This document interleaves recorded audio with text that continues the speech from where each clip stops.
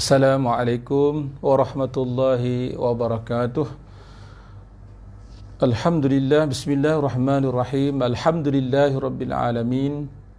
Wassalatu wassalamu ala asyrafil anbiya'i wal mursalin wa ala alihi wa sahbihi ajma'in. Rabbi syrah li sadri wa yassir li amri wahlul 'uqdatan min lisani yafqahu qawli. Rabbi yassir wa la tu'assir ya karim, amma ba'd. Alhamdulillah, bersyukur pada Allah Subhanahu wa taala kerana sekali lagi kita dapat bertemu bagi slot tazkirah Ramadan. Ya, tazkirah Ramadan kali ini siri yang ke-6. Di kesempatan ini ingin saya membacakan sebuah hadis Nabi sallallahu alaihi wasallam, hadis yang diriwayatkan daripada Abu Hurairah. Hadis ini ada dalam Sahih Bukhari. An Abi Hurairah qala qala Rasulullah sallallahu alaihi wasallam, man shama Ramadhana imanan wa ihtisaban ghufira lahu ma taqaddama min dhanbihi. Atau kama qala Rasulullah sallallahu alaihi wasallam. Daripada Abu Hurairah radhiyallahu anhu berkata, bersabda Nabi sallallahu alaihi wasallam, barang siapa yang berpuasa di bulan Ramadan imanan wa ihtisaban, puasa dalam keadaan benar-benar beriman dan mengharapkan, ikhlas mengharapkan ganjaran yang di sisi Allah Subhanahu wa taala, maka ghufira, nescaya diampunkan baginya dosa-dosa yang telah terdahulu. Inilah suatu galakan daripada Nabi sallallahu alaihi wasallam dan suatu anjuran daripada Nabi sallallahu alaihi wasallam supaya kita dapat melakukan ibadah puasa ini dengan penuh keimanan dan keyakinan serta penuh dengan pengharapan dan keikhlasan kepada Allah Subhanahu wa taala. Disebut dalam syarah hadis mengatakan, barang siapa yang berpuasa di bulan Ramadan imanan wa ihtisab, ay sauma mu'minin wa muhtasibin. Ya, kalau orang yang belajar bahasa Arab dipanggil min itlaqil masdar wa iradatu ismil fa'il. Imanan wa ihtisaban itu ialah lafaz isim masdar. Tapi yang dikehendaki ialah dengan isim fa'il. Maknanya barang siapa yang berpuasa di bulan Ramadan akan sebagai puasa orang yang benar-benar beriman dan muhtasibin, yang benar-benar mengharapkan redha daripada Allah, yang melakukan dengan penuh keikhlasan, barulah kata Nabi dia akan diampunkan dosa lalu. Jadi ibadah puasa ini secara khususnya naklah dilakukan dengan penuh keimanan, keyakinan. Apa makna iman? At-tasdiq bima jaa bihi sallallahu alaihi wasallam wal i'tiqadu bi fardiyatis shaum. Jadi seseorang tadi dia berpuasa kerana dia membenarkan apa yang telah dibawa oleh Rasulullah sallallahu alaihi wasallam, sebab ini adalah syariat Muhammadiyah, syariat Nabi Muhammad sallallahu alaihi wasallam. Ya, ini rukun Islam. Inilah yang dibawa oleh Nabi kita sallallahu alaihi wasallam. Dan maksud iman juga ialah al-i'tiqad bi fardiyatis shaum. Dia mengiktikadkan tentang kefarduan dan kewajipan puasa tersebut. Lalu dia pun tunaikan, dilaksanakan ibadah puasa itu dengan penuh keimanan, membenarkan apa yang dibawa oleh Rasulullah SAW, serta dia beriktikad meyakini tentang kewajipan puasa tersebut. Kemudian ihtisaban, ai ikhlasan. Ya, dia melakukan ibadah puasa dengan penuh keimanan, keyakinan serta keikhlasan. Ikhlasan, dengan keikhlasan. Ya, kata syarah hadis, ba'ithuhu ala shaumi ma dzuk. Inilah yang membangkitkan. Ba'ith ni mana satu yang membangkitkan. Ya, kenapa kita jadi kuat untuk nak berpuasa? Kerana keyakinan kita.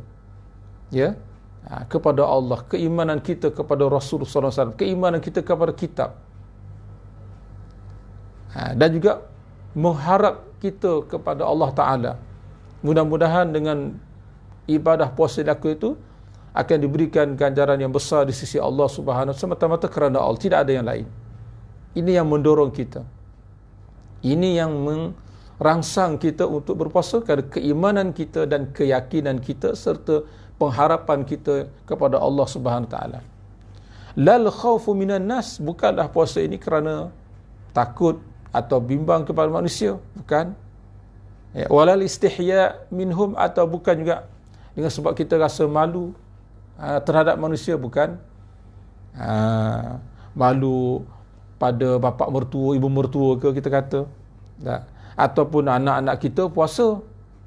Kan aku ni sebagai ayah, sebagai ibu tak puasa, kata apa pula? Bukan. Ya, kita bukan berpuasa kerana kita malu, ya, kerana kita segan pada orang, tidak. Tidak. Wala qasdus sum'ah wa riya, dan bukan juga kita puasa kerana nak disebut-sebut orang yang kita ni puasa. Bukan kita puasa kerana nak menunjuk-nunjuk, tidak. Semuanya tidak. Tapi kita berpuasa ini ikhlas semata-mata kerana Allah Subhanahu wa taala. Imam An-Nawawi rahimahullah menyebutkan, ya, memberi komentar tentang apa yang dikatakan ihtisaban, imanan ihtisaban ini. Apa kata Imam Nawawi? Faqad yaf'alu al-insanu syai'an alladhi ya'taqidu annahu sidqun, lakin la yaf'alu mukhlisan, bal liriya'in aw khawfin wa nahwihi. Ya, kata Imam Nawawi, terkadang-kadang manusia ni dia buat sesuatu yang dia i'tiqad, dia yakin sesuatu itu adalah benar. Ya, umpama puasa memang satu benda yang benar, ya, benda yang maklum, benda yang kita tahu. Kita solat umpama, kita sembahyang umpamanya, kita bayar zakat umpamanya. Tetapi walaupun dia buat itu dengan yakin kebenaran sesuatu itu kewajipan, tetapi lakin la yaf'alu mukhlisan, kata Imam Nawawi, tetapi dia lakukan benda itu tidak dengan ikhlas. La yaf'alu mukhlisan, tetapi sayangnya dia solat, dia puasa, dia haji keumpamanya, dia bersedekah, dia zakat tu tidak ikhlas. Bal liriya'in au khawfin, tetapi bahkan kadang-kadang dia solat ke, dia puasa ke, dia buat ibadah tu kerana nak riak, nak menunjuk-nunjuk, ataupun kerana takut, bimbang dan seumpamanya. Jadi berhati-hati. Sebab itulah hadis ini cantik. Ya, baginda kaitkan, ya, Rasulullah sebut imanan wahtisaban. Bukan kita buat ibadah semata-mata yakin, beriman, percaya saja, tapi mesti kena ada keikhlasan. Dan kata Al-Khattabi pula, seorang yang mensyarahkan hadis ini, kata Al-Khattabi, apa makna ihtisab? Ay azimah. Dia buat tu dengan penuh keyakinan, keimanan serta dengan azam. Ya, dengan azimah, dengan keazaman, dengan, ya, semangat yang kuat.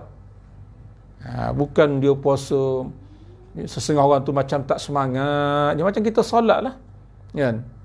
Bukan tak solat, dia solat, tapi bukan dia tak beriman dengan kefarduan solat ke kefarduan, ya, sesuatu kefarduan tu, tapi kerana dia buat tu tidak dengan semangat, tidak dengan bersungguh-sungguh. Ini kata Al-Khattabi, ihtisaban ay azimatan, dengan mana apa? Ay yasumahu ala ma'na raghbah, ya, fi thawabi. Makna dia buat puasa tadi tu dengan makna, dengan raghbah, dengan gembira.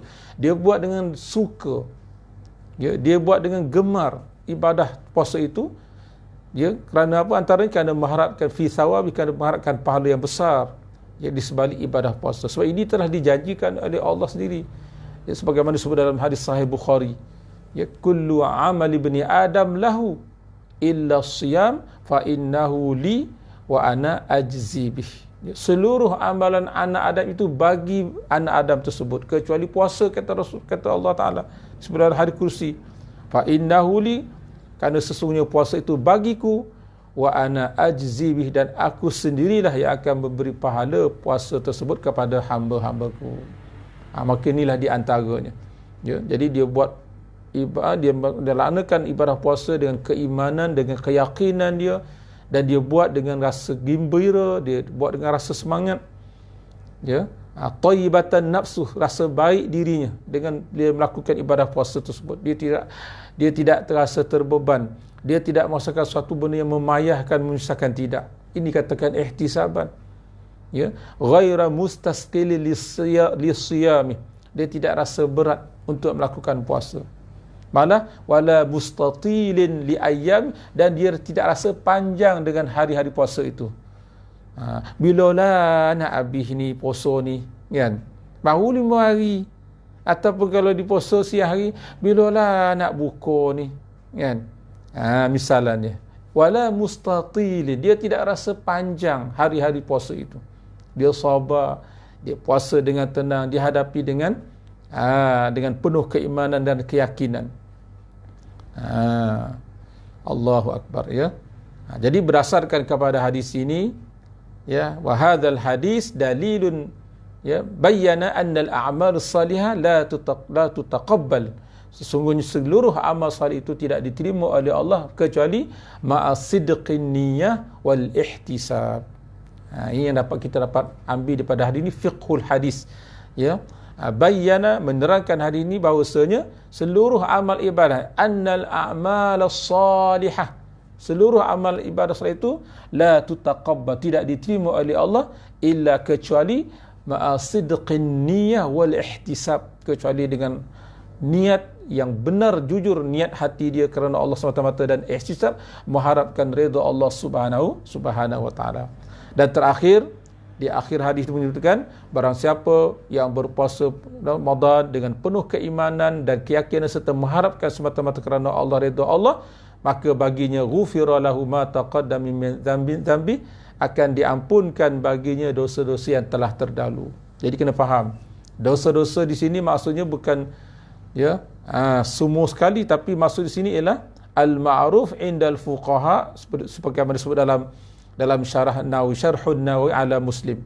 Al-ma'ruf indal fuqaha anna hadha mukhtassun bi ghufranis saghair dunal kabair. Ya, yang al-ma'ruf, ya, yang dimaklumi di sisi ulama para fuqaha, maksud yang dikatakan diampunkan dosa yang telah lalu itu ialah dosa-dosa kecil sahaja. Dosa kecil, ya, bukan dosa besar. Dosa besar macam mana? Annal kabair, adapun dosa besar, kata ulama dalam syarah hadis, la tasqut illa bitaubah. Ya, dosa besar dia tidak akan gugur kecuali dengan bertaubat, au bil hadi, ataupun perlu dilaksanakan hukuman had, ya. Dengan taubat. Kalau dosa besar taklah, ya, boleh gugur dengan bertaubah, dengan taubat, au bil hadi, ataupun dengan hukuman had. Di taubat itu bagaimana? Sebagaimana disebut Al-Quran lah, ya ayyuhalladzina amanu tubu ilallahi taubatan nasuha, surah At-Tahrim ayat yang ke-8. Jadi faham, ya, muslimin dan muslimat, ayah dan bunda, yang dimaksudkan dengan pengampunan dosa itu ialah khusus kepada dosa-dosa kecil. Adapun dosa-dosa taubat, dosa-dosa besar, wajib kita kena bertaubat. Ya, dosa berzina, dosa minum arak, dosa berjudi dan seumpamanya, jadi wajib kita bertaubat lah. Ya, wajib kena bertaubat dengan syarat-syaratnya sekali lah. Baik. Jadi di sini nak cerita apa? Nak ceritanya tentang apa? Dan ceritanya tentang bayanun li fadli hadhil ibadah. Ya, kelebihan ini ibadah. Ibadah mana? Ibadah puasa. Ada kalanya kita menyebut dengan lidah astaghfirullahalazim, astaghfirullahalazim, kalau kita istighfar. Itu salah satu cara. Dan ada kalanya dengan semata-mata kita buat sesuatu ibadah tu, dosa kecil kita digugurkan oleh Allah. Dan seperti mana hadis tentang kita berwuduk umpamanya, bila kita basuh muka, ya, titisan air yang gugur yang terakhir itu bersamanya akan gugur, ya, apa-apa je dosa kecil yang ada pada bahagian muka. Begitu juga bila kita membasuh tangan, ya, itu kelebihan berwuduk. Dengan semata-mata kita berwuduk dengan sempurna, maka gugurlah dosa-dosa kecil yang ada pada tubuh kita, khususnya pada bahagian anggota. Maka begitulah puasa pun, kalau kita lakukan dengan penuh keimanan, keyakinan, penuh mengharapkan semata redha Allah, mudah-mudahan dosa-dosa kecil kita diampunkan oleh Allah. Satu. Yang keduanya, berdasarkan kepada hadis ini, fakullu hadhil fadail, seluruh kelebihan-kelebihan, ya, yang disebutkan tadi, yang saya sebutkan seperti tadi, hasil ia sawa'un tamma adadu Ramadan au naqasa. hasil pahala kelebihan itu sama ada sempurna Ramadannya ataupun tidak. Kadang-kadang Ramadan kita ni 30 hari, kadang-kadang Ramadan kita 29 hari, ataupun kadang-kadang bagi orang yang musafir, seperti mana dalam tazkirah kita yang lepas-lepas, orang yang bermusafir harus dia boleh berbuka puasa. Orang yang sakit pun harus ada rukhsah, ada kelonggaran untuk berbuka puasa. Sudah tentulah puasa ni tak cukup bilangan 29 ataupun 30 hari. Ya, mungkin puasanya 25 hari. Pun begitu pun kalau dia puasa tadi dalam keadaan dengan yakin, dengan penuh keimanan, ya, penuh yakin keimanan dan mengharapkan redha Allah, dia puasa juga dengan ikhlas kerana Allah. Adapun yang kekurangan itu akan diqada selepas pada Ramadan akan datang, maka tetap juga dia akan mendapat kelebihan ini. Subhanallah. Inilah kasih sayang Allah kepada kita sebagai hamba-hambanya yang sangat hina, yang banyak dosa, yang lemah ini. Itulah kasih sayang Allah Subhanahu Wa Taala kepada kita. Mudah-mudahan dengan tazkirah santai-santai pada petang ini memberikan sikit sebanyak pemahaman dan keyakinan kepada kita agar kita terus dapat melakukan ibadah kepada Allah dengan sempurna. Ya Allah, dengan rahmat kasih sayang-Mu ya Allah, dengan syafaat baginda Nabi sallallahu alaihi wasallam ya Allah, dan dengan keberkatan seluruh para kekasih-Mu ya Allah, sihatkanlah tubuh badan kami ini ya Allah, sihatkan akal fikiran kami ya Allah, dan sihatkanlah rohani kami ya Allah, agar kami dapat melaksanakan ibadah puasa ini dengan sebaik-baiknya ya Allah. Ya Allah, jangan Engkau biarkan Ramadan ini berlalu meninggalkan kami ya Allah, kecuali Kau ampunkanlah dosa-dosa kami ini ya Allah. Terimalah taubat kami ya Allah, dan ampunkan dosa kedua orang tua kami ya Allah, ampunkan dosa kedua ibu dan ayah kami tercinta ya Allah, lebih-lebih lagi ibu dan ayah kami yang sudah tidak lagi bersama-sama kami sekarang ini ya Allah. Ya Rahman, ya Engkau cucurilah ke atas roh-roh ibu ayah kami ya Allah dengan cucuran rahmat kasih sayang-Mu dengan seluas-luasnya ya Allah, ya Arhamar Rahimin, birahmatika ya Arhamar Rahimin. Wa sallallahu ala sayidina Muhammadin wa ala alihi wasallam, walhamdulillahi rabbil alamin. Taqabbalallahu minkum minna wa minkum taqabbal ya karim. Sekianlah saja, terima kasih, selamat berbuka puasa.